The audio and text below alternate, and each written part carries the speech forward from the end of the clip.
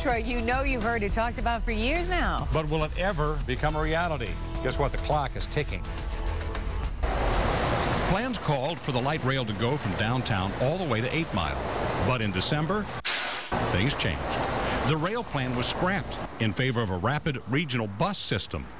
Then, in early January, came this. Light rail is not dead. It's back on the table. The new plan? A 3.5-mile light rail line, more like a streetcar, to go from downtown through Midtown to the New Center area. A group of private investors was given 90 days to come up with a plan for a light rail line in Detroit. M1 can be an important subcomponent. M1 can be critical to the downtown future that we have that's so exciting. There's so many good things going on in downtown Detroit, and we really appreciate the support of the private sector and the not-for-profit sector to come together with government. Joining us right now is Matt Cullen, the president and CEO of M1 Rail. And Matt, you know, we've heard it all, and it's come to the point where so many people are saying it's never going to happen.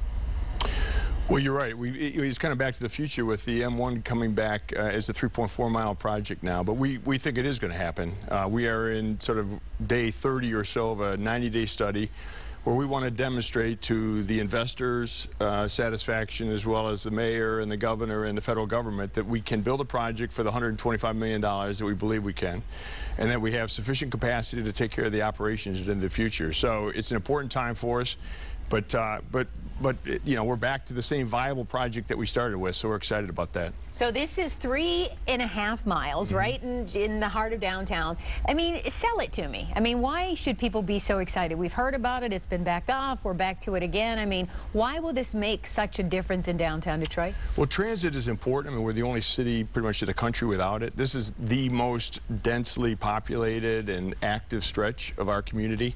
The 3.4 miles connects everything from the riverfront to the ballparks, to the cultural center, to the university, and importantly, all the way up to the Amtrak station. So you'll be able to use the rail to commute now, as people do around the country. And it's a huge connector to allow people. I mean, kids get out of school, they want to live someplace where they don't have to have a car, where they don't have to get in a car every time they want to go to dinner or so on. And so the connectivity, I think, is a key issue, and it's been demonstrated around the country that you get great economic development around these kinds of projects. We took a poll, I think it was last week or the week before last, just about transit in general.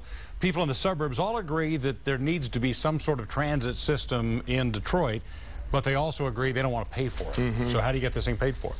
Well, two different things. I mean, you know, there's a talk of the M1, which we're working on, and there's also a discussion about bus rapid transit and a regional transit authority. And to be clear, we need both. I mean, this should not be an either-or. You need to have a regional system. This 3.4 miles isn't going to connect somebody in the suburbs that wants to get downtown, or somebody in the downtown that wants to go get to a job.